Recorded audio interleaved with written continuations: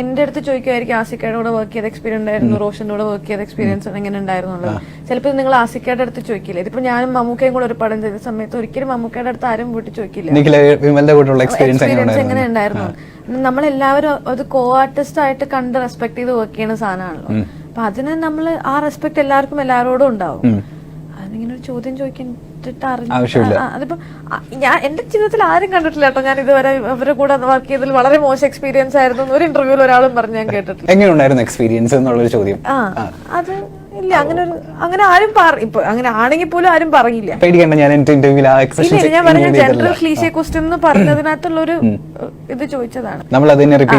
ദിവസത്തിൽ നമ്മൾ ഒരു 15 ഇന്റർവ്യൂ കൊടുക്കുകയാണെങ്കിൽ 15 നമ്മൾ രാവിലെ മുതൽ വൈകുന്നേരം വരെ ഇതേ ആൻസർ ആണ് പറഞ്ഞുകൊണ്ടിരിക്കുന്നത്. ഞാൻ ചോദിക്കില്ല കേട്ടോ. അത് ഇല്ല, ചോദിച്ചാലും കുഴപ്പമില്ല, അതിന് ഉത്തരം പറയാം. അതിപ്പോ ഞങ്ങൾ ഉത്തരവാദിത്തമാണ് അത് പറയാന്നുള്ളത്. പൊതുവെ നമ്മൾ ഈ ഇൻസ്റ്റാഗ്രാമില് റീലുകളിലും ഒക്കെ കണ്ടിട്ടുണ്ട്, അല്ലെങ്കിൽ പൊതുവെ എല്ലാവരും പറയപ്പെടുന്ന കാര്യമാണ് കാവ്യമാധവനെ അനന്തഭദ്രത്തിൽ കാണാൻ ഭയങ്കര ഭംഗിയായിരുന്നു എന്ന് പറയുന്ന പോലെ നിഖില വിമലിനെ അരവിന്ദൻ അതിഥികളിൽ കാണാൻ ഭയങ്കര ഭംഗിയായിരുന്നു. നിഖില ചെയ്ത ക്യാരക്ടേഴ്സിൽ ഏറ്റവും ഭംഗിയുള്ള ക്യാരക്ടർ അതായിരുന്നു എന്ന് നമുക്കിന്നെ തോന്നിയിട്ടുണ്ടോ? നമ്മൾ ചെയ്ത ക്യാരക്ടറിൽ ഏറ്റവും ഭംഗി ആ ക്യാരക്ടറിന് ആ സിനിമയ്ക്ക് വരുന്നു എന്ന് കാണാൻ ഭംഗി എനിക്ക് തോന്നുന്നു. കാരണം അതിലിങ്ങനെ കുറെ യൂഷ്വലി സിനിമയിൽ നിങ്ങൾ ശ്രദ്ധിച്ചു കഴിഞ്ഞാൽ നായകന്മാർക്ക് വേണ്ടിയിട്ടുള്ള സ്പെഷ്യൽ എഫക്ട് ലൈറ്റ്സുകളൊക്കെ ഉണ്ടാവും.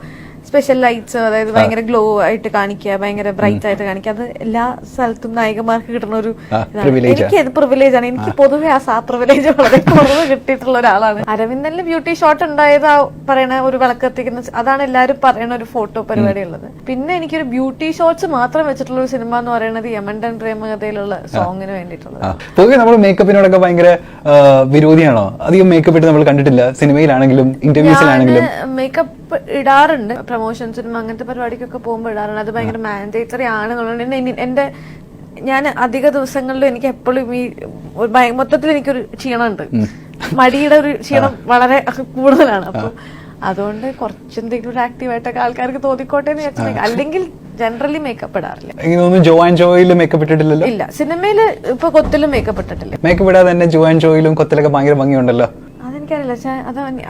എനിക്ക് മേക്കപ്പ് ഇടാണ്ട് അഭിനയിക്കുന്നതിൽ ബുദ്ധിമുട്ടുള്ള ആളൊന്നുമല്ല. ക്യാരക്ടറിന് അത്രയും മേക്കപ്പ് ആവശ്യം ഉണ്ടാവില്ല. ഇതിന് ഈ സിനിമയിൽ 2-3 സീനുകളുണ്ട് മേക്കപ്പ് ആവശ്യമുള്ളത്. അതിന്റെ സമയത്ത് മേക്കപ്പ് ഇട്ടിട്ടുണ്ട്. അല്ലെങ്കിൽ മേക്കപ്പ് എനിക്ക് ആരെങ്കിലും മേക്കപ്പ് ഇടണ്ടെന്ന് പറഞ്ഞാൽ ഭയങ്കര ഇഷ്ടമാണ് സിനിമയില്. കാരണം എനിക്ക് അതിന് വേണ്ടിയിട്ട് നമ്മൾ ഇരിക്കില്ലേ കുറച്ച് സമയം, ഒരു അരമണിക്കൂർ. അപ്പം നമ്മളൊരു രാവിലെ 6:30 വരണം മേക്കപ്പ് ഇടണമെങ്കിൽ. 6:30 വന്ന് മേക്കപ്പും ഹെയറും ഒക്കെ ചെയ്ത് വരണമെങ്കിൽ. അപ്പം ഇത് മേക്കപ്പ് ഹെയർ ഇല്ല എന്ന് പറഞ്ഞു കഴിഞ്ഞാൽ 7:30 വന്നാൽ മതി. ആ ഒരു ഇതിന് വേണ്ടിയിട്ട് എനിക്ക് ഇഷ്ടമാണ് ആൾക്കാർ മേക്കപ്പ് ഇടണ്ടെന്ന് പറഞ്ഞു.